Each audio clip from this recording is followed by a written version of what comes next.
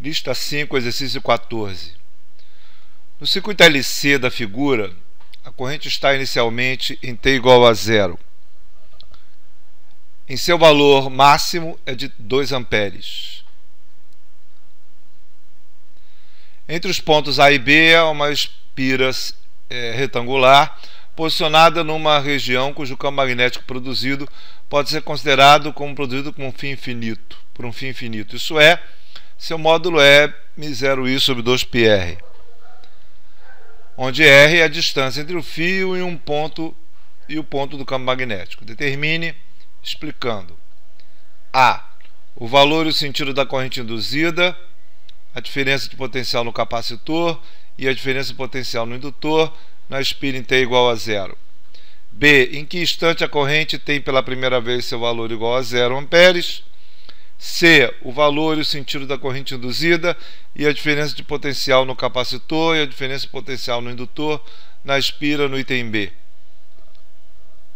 No instante do item B. E o item D, em que instante a corrente induzida inverte pela primeira vez. Bem, vamos lá, o que a gente tem? Tem um circuito pelo qual a gente tem um capacitor que às vezes carrega e quando descarrega a corrente é máxima. E assim acontece oscilando, né? O circuito oscilador. E o que a gente vai fazer é pegar um determinado instante em que a nossa corrente do circuito é máxima e o capacitor está por isso o capacitor está totalmente descarregado.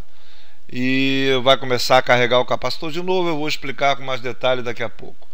Mas a ideia do item A é o seguinte: se o I é máximo, o VC é zero. Isso é, a diferença de potencial no capacitor é zero, porque toda a energia está acumulada no indutor. Energia acumulada no indutor, não há energia no capacitor, por isso a corrente é máxima. Então o nosso VC é zero. Consequentemente o VL é zero. Por quê?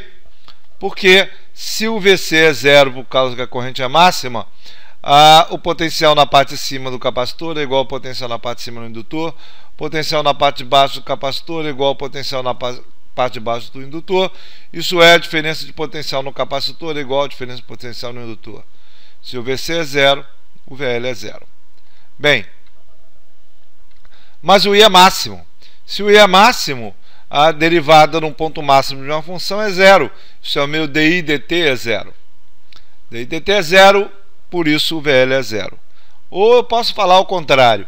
Isso é, eu sei que o VL é zero porque o capacitor está descarregado, consequentemente meu DI dt é zero, por isso a corrente é máxima.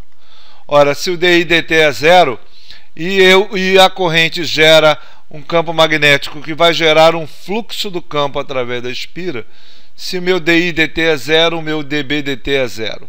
Se o dB dt é zero, a derivada do fluxo é zero. Consequentemente, a fé induzida na espira é zero e a corrente induzida é zero. Então não há corrente induzida nesse instante em que a corrente é máxima no circuito. A corrente é máxima no circuito, então eu não tenho fé induzida gerada em cima da espira retangular que eu coloquei aqui. Bom, vamos ao item B. Em que instante a corrente tem pela primeira vez o seu valor zero? Bem, o processo acontece da seguinte forma: quando eu tenho o capacitor carregado, esse capacitor carregado faz aumentar a corrente, o capacitor totalmente carregado, a corrente é zero. Ele faz aumentar a corrente em cima do indutor e essa corrente aumenta até ficar no seu valor máximo, o capacitor descarregado. Essa é a primeira parte do processo. A corrente máxima faz com que eu carregue o capacitor em polarização contrária. Quando a corrente é zero, o capacitor está totalmente carregado. Segunda fase do processo. O capacitor passa a gerar uma corrente no sentido contrário. Quando a corrente atinge o valor máximo, o capacitor está descarregado. Terceira fase do processo. E essa corrente acumula a carga no capacitor. Como ele acumula a carga no capacitor, o capacitor vai estar totalmente carregado quando a corrente é zero, quarta fase do processo. E o tempo pelo qual essa coisa faz é um período. O período é o tempo pelo qual o processo volta ao estado inicial. Por exemplo, no nosso caso, se eu considerar a corrente máxima do ponto B para o ponto A como estado inicial, o processo vai oscilar. Quando a corrente voltar a esse estado, eu tenho um período. Bom, como é que a gente mede o período? A frequência angular de oscilação, a raiz de 1 sobre LC no circuito LC. Então a nossa frequência angular de oscilação vai ser o indutor, que é 2 Henrys, vezes o capacitor, que é 2 vezes 10 a menos 6, 2 microfarads, e o meu ômega é de 500 radianos por segundo. Então, se o período de oscilação é 2π sobre ômega, isso é 2π sobre 500, consequentemente 12,6 milissegundos. A ideia é que nesse circuito, em 12,6 milissegundos, o circuito volta ao seu estado inicial. E a gente colocou o processo em 4 fases. Isso é o tempo pelo qual a corrente, que é máxima, chega a zero, que é o capacitor totalmente carregado, é um tempo do período sobre 4, isso é 12,6 sobre 4, consequentemente 3,2 milissegundos. Em 3,2 milissegundos, a corrente, que era máxima em T igual a zero, passa a ser zero, isso é o capacitor totalmente carregado. Muito bem, respondiendo o item B, vamos ao item C. Ele quer o valor e o sentido da corrente induzida, a diferença de potencial no capacitor e a diferença de potencial no indutor no instante B, isso é, com a corrente igual a zero. Bem, a energia está toda armazenada no capacitor. Isso é, se o I é igual a zero, o VC é máximo. O VC máximo significa o seguinte: a corrente varia no tempo desta forma. Isso é a corrente máxima, cosseno de ômega t. Por que cosseno de ômega t? Porque em t igual a zero a corrente é máxima, isso é IM. Se eu derivo a corrente, dI dt fica menos IM ômega seno de ômega t. Isso é, no instante inicial o t é igual a zero, o seno é zero, o meu dI dt é zero. Foi exatamente o estado que aconteceu no item A, que é o dI dt é zero em t igual a zero, quando a corrente é máxima. Consequentemente, meu VL, que é L dI dt, é menos LM ômega seno de ômega t. O valor máximo de VL é L e M ômega. L, corrente máxima, vezes ômega. É o valor de máximo de VL. Só que no circuito eu só tenho capacitor e indutor. Isso é, o VL é igual a VC. Se o VL é igual a VC, o meu VC máximo é igual ao valor de VL máximo, isso é L e M ômega. Consequentemente, o L é 2 Henrys, a corrente máxima é 2 amperes, que é exatamente colocado no problema, e o meu ômega é 500 radianos por segundo, a gente calculou no item B.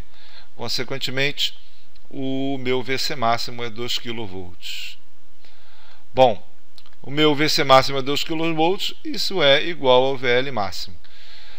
A corrente igual a zero significa VC máximo, o VC máximo significa VL máximo, isso é 2 kV. A corrente é igual a zero, mas meu dI dt não é zero, isso é, a corrente vai aumentar a partir desse instante. Bem, ele quer também o sentido da corrente induzida, o valor e o sentido da corrente induzida. Como é que a gente faz isso? A gente calcula o fluxo do campo magnético através da espira retangular. Para isso, eu determino uma pequena faixa a uma mesma distância do fio. Por que uma mesma distância do fio? Que meu campo magnético varia com a distância, está aqui, com R. Então, se o R é o mesmo, o campo magnético é o mesmo.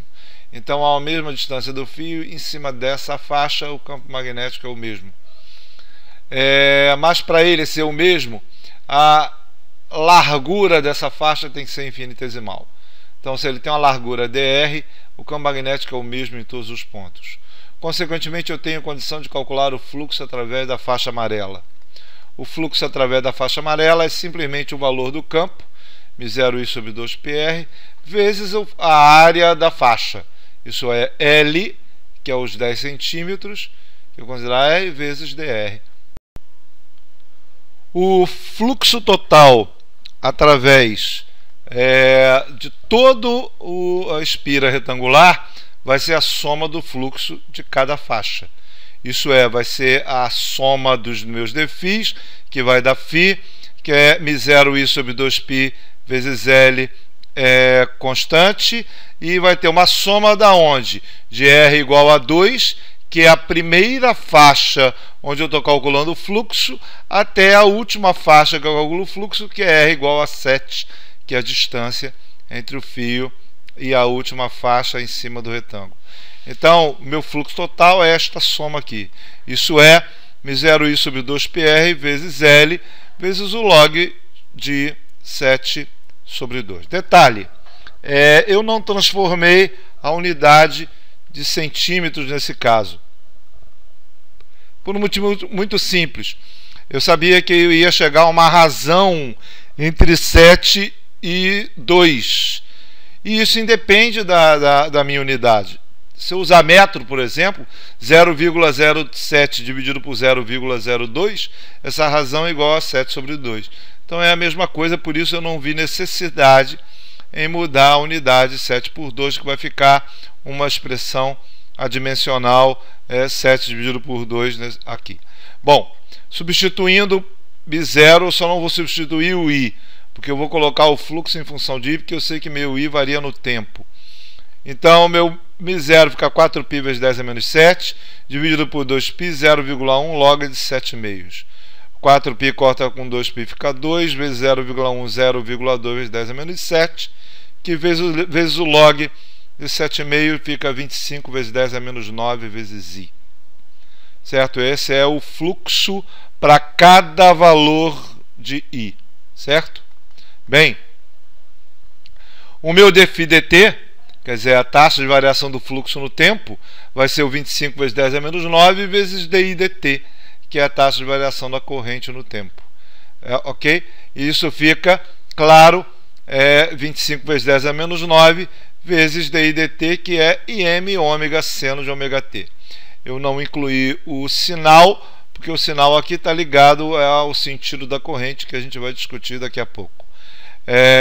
Então, meu im ômega seno de ômega t vai me dar a taxa de variação do fluxo no tempo.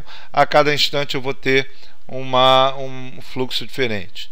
A minha φ, que é igual à taxa de variação do fluxo no tempo, também omiti o sinal por causa porque o meu interesse em calcular o módulo, a corrente máxima e o ômega vai ser em função da minha, vamos dizer assim, φ máxima. A φ máxima, então, vai ser 25 vezes 10 a menos 9, vezes 2, que é a corrente, vezes 500, consequentemente 25 microvolts. Ora, a minha φ máxima em cima da minha espira é de 25 microvolts. Consequentemente, minha corrente máxima é a φ sobre a resistência. E, bom, vai ser 25 microvolts dividido pela resistência. Esse é um dado que falta no problema, né? Ele pede, na verdade, o valor da corrente, mas, vocês me desculpem, mas não foi colocado o valor da resistência. Eu quis fazer a conta mesmo assim, para mostrar para vocês como é que se faz. No caso, seria a corrente induzida, o valor dela seria 25 microvolts, 25 vezes 10 a menos 6, dividido pela resistência, me daria a corrente induzida. O sentido da corrente é outro problema que a gente não colocou por falta de dados. Porque ele diz que a corrente máxima é 2 amperes, mas ele não está dizendo qual é o sentido da corrente. Bem, vamos supor então, como eu tinha colocado na situação inicial, que a minha corrente esteja de B para A em cima e seu valor máximo, né? Como colocado no problema, 2 amperes, seu valor máximo, do ponto B para o ponto A.